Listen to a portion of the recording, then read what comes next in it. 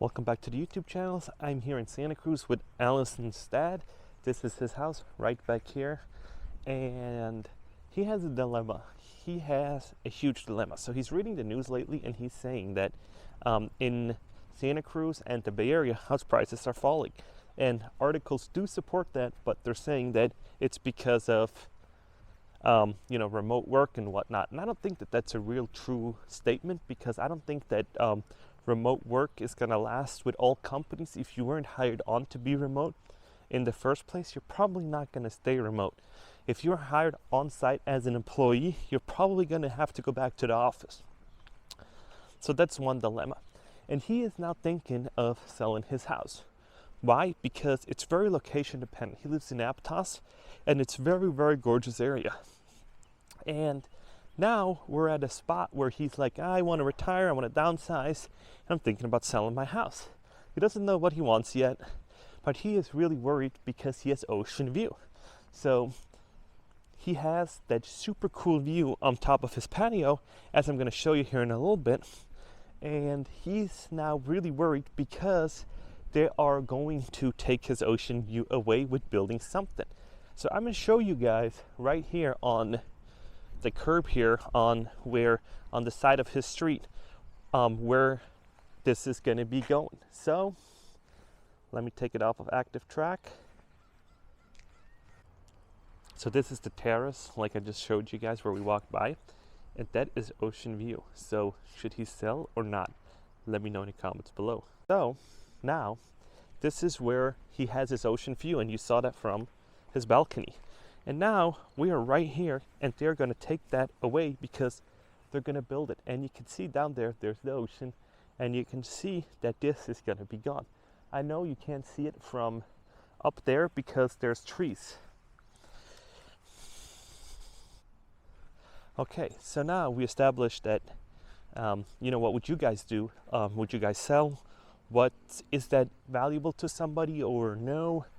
Let me know in the comments below to see, give him some ideas what he should do. Should he buy something new? Should he buy a duplex? Because he's a contractor, so he's trying to sell probably his house and buy like a duplex or something, renovate one side, move into that new side, fix that other side up, rent that one out, then rent his side out and buy another one and keep the ball rolling so he has some money coming in during retirement.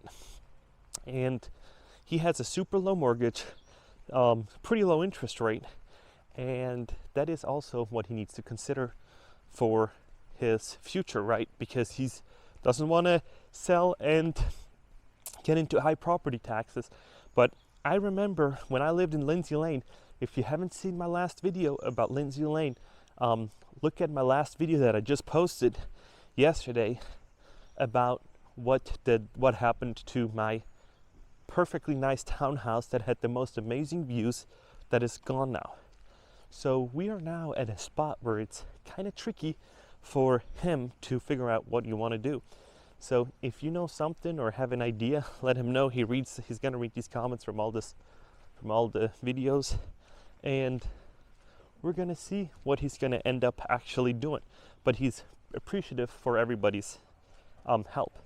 So now back to the video. So what happened to my townhouse was really, really freaky, because that can happen to anybody that doesn't have a neighbor that is on like a building that's a single family house.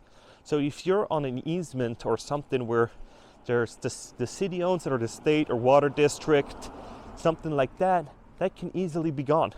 And the crazy part is that this is not a one-time thing. I have good friends of mine that bought a house in Texas that the same thing happened to them, but it wasn't a homeless project. It was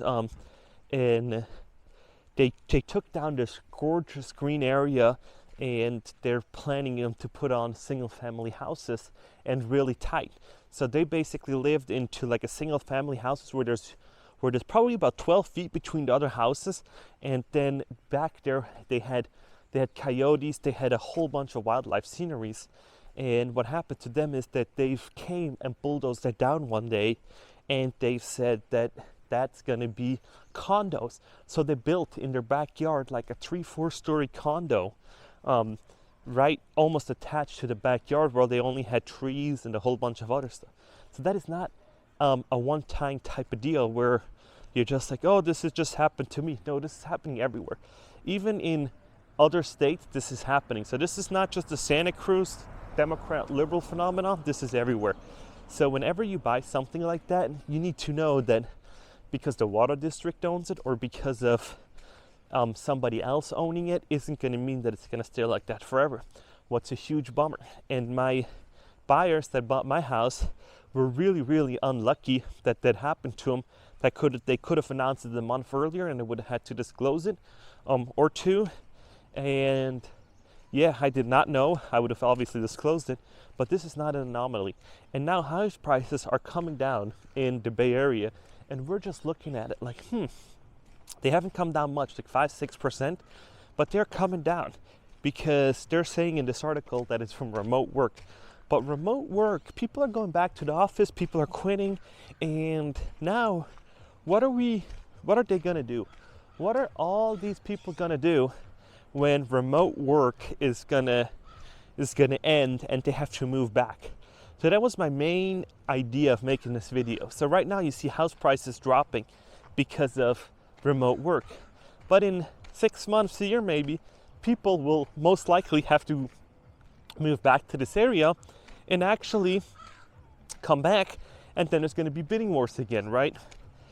The question is, are these people more comfortable taking a lower paying job somewhere else, remote, where they can just live comfortably but not wealthy, or move back to the Bay Area and actually be almost broke again, because here you need to make a shit ton of money to be wealthy and go back to the office? Or are people going to say, fuck it, I'm just going to hang out, I'm just going to live my life, it's going to be way easier on me, and we are not going to put up that much work, we're just going to fly by, not going to be rich, but hey, I got a house that I've paid for with stocks for a few years, now I got a good taste of life, and now we're just coasting, and I make enough money to get by and put some away for retirement. So are we going to see that transition from people like me, or us, with me and Allison, staying where they're at if they would have to go to the office, or would they actually go? And it's funny because I've had questions, I thought about that. If Allison's company wanted her back into the office in Seattle, is there a way that we would go back to the office? And I actually would say no. I would actually say that we are not going to go back to Seattle or the office. We were just going to go and find another remote job, maybe making a little bit less, but it's not worth us to sacrifice the blue sky, our house, our surroundings. So we would actually say no. Is this the most gorgeous area or what? Let's turn around here. Let's turn around here. Isn't this so pretty? I mean, I used to live here and it is just gorgeous. Just gorgeous. I mean, Santa Cruz is really, really pretty. So would I move back to Santa Cruz? No, I would not. I'm not gonna. Something really, really, really lucrative needs to happen in order for us to move from Las Vegas back to California or even Seattle. So they would have to give us a once-in-a-lifetime type of deal where they have to make it so lucrative for me to come and deal with all that politics and do things. So they would actually really, really have to force her and make it so sweet for her that I have to feel really good about it. And I think other people are in the same boat. But if you were hired on as an on-site employee and you moved away, just like some CEOs did at the Allstate Group and said, oh, you got to come to the office, and you moved to Florida and you really love the ocean and you were living somewhere else where you didn't, and all of a sudden you're like, oh shit, I don't want to go back. Because when you're going to go back to the office, it's going to be back to traffic, commuting. And what I really like about remote work is that there's no commute. So what Allison has about 2 hours free a day that she's not commuting, because before that she actually commuted to the Bay Area from Santa Cruz to Sunnyvale, and that was a 45-minute long commute. And that commute really, really sucked because she was in the car and I was not with her. And so for me, that's time that we did not spend together, and that time is basically lost. So for me, I would not want her to go back to the office, because those 45 minutes, that hour and a half each day, really, really makes me happy spending that time with her. And I think a bunch of other people are there too, because it costs you money to commute. And now we're in an area where everything's so expensive, and commuting is also more expensive when you look at here than in Florida.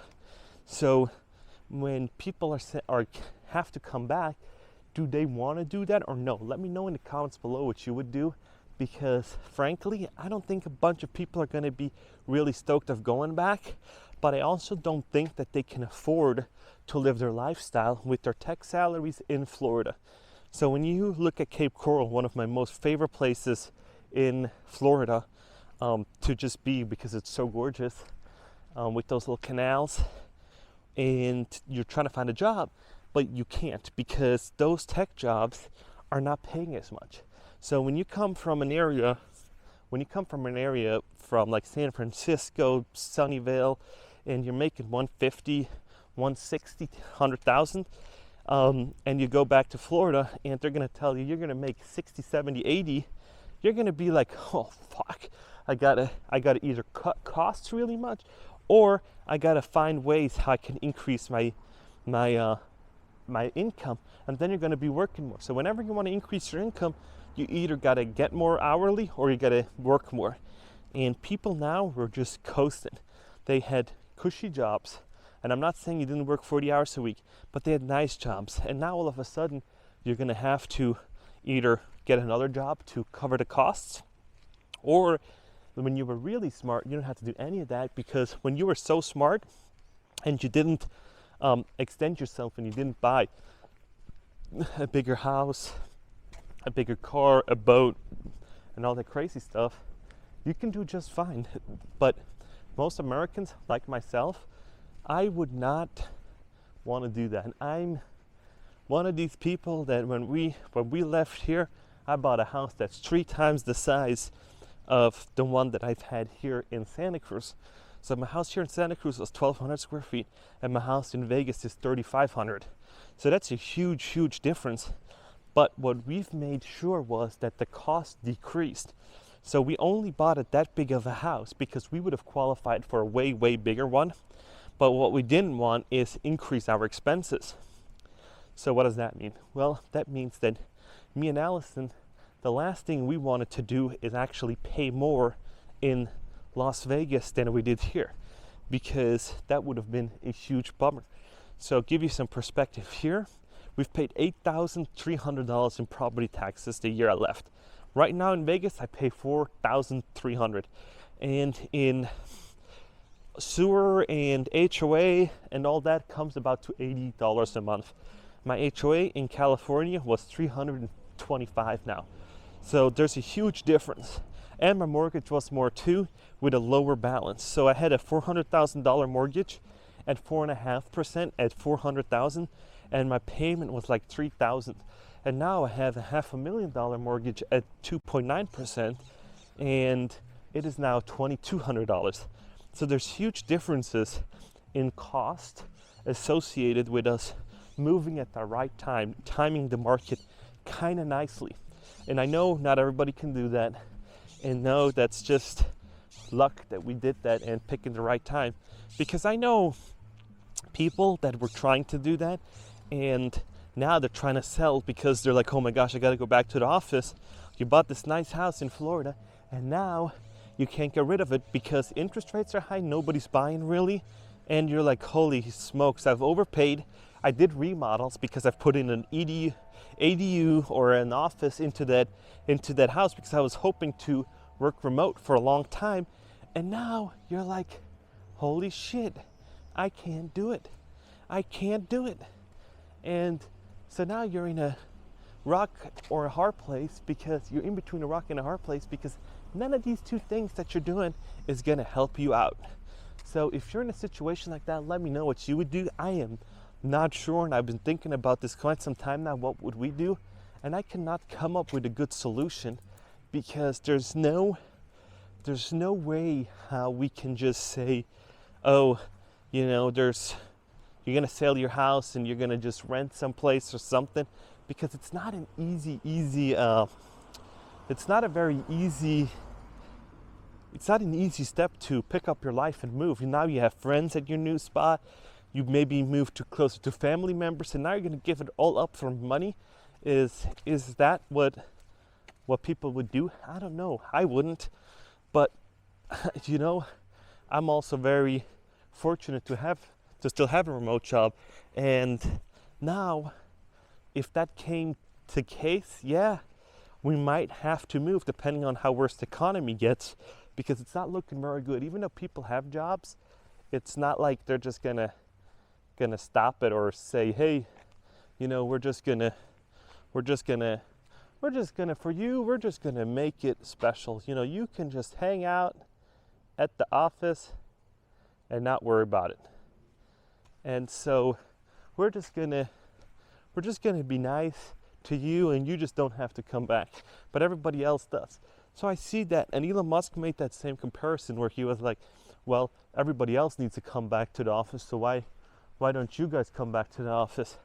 Well, if you're in San Francisco and there's a bunch of homeless people and you basically and your car gets broken into every other week because they want to get stuff out of your glove box, I don't know if I'd want to do that, or if I just take the pay cut, find a job that's local, maybe start my own business or do something, be more happier, and just say, hey, I might not have the financial benefit of it, or the financial backing of the financial lucrativity, if that's a word, where you can just say, hey, I'm just gonna make money and do a different way, and do like the gig economy and start doing Fiverr gigs and start doing like contractor gigs where you can be remote, and just say, hey, I'm done. Or you make yourself so valuable at a company that you don't have to be vulnerable and move, and just say, hey, I'm so valuable, I know I'm the only one at this company that knows how the machine works. So either if you're gonna let me go, that's fine, or I'll move, and that's fine too. And I know one guy in Vegas that worked at Allison's old company who actually said that to him, and he's so good at his job that they said, okay, just come into the office, I think once a month, or like every month he has to go in like to a week or so, or 2 to 3 days. And that is completely doable, right? When you go into the office just a few days out of the month, I'd rather take that option and not lose out on the lifestyle, the friends, the better house than I would here. And yeah, this is wrapping it up for this video. Let me know if you have any comments. Let me know what Brad should do, and I'd love to see you guys in the next video. Thanks for tuning in.